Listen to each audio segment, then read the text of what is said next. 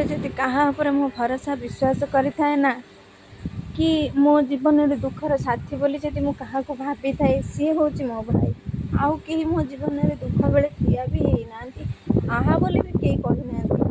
ମୋ ଭାଇ ମୋ ପିଲାମାନଙ୍କ କଥା ଏମିତି ବୁଝେ ନା, ମୁଁ କହୁଛି ବୋଲି ଆପଣ ଭାବୁଥିବେ ମିଛ କହୁଛି, କିନ୍ତୁ ମୁଁ ଗୋଟେ ମାଆ ହେଇକି ଯେତିକି ମୋ ପିଲାମାନଙ୍କ ମନ କଥା ନ ବୁଝିପାରେ, କେତେବେଳେ କ'ଣ ଦରକାର, କେତେବେଳେ ପିଲାମାନେ କ'ଣ ଚାହାନ୍ତି, ସବୁ କଥା ସେ ଜାଣିପାରେ।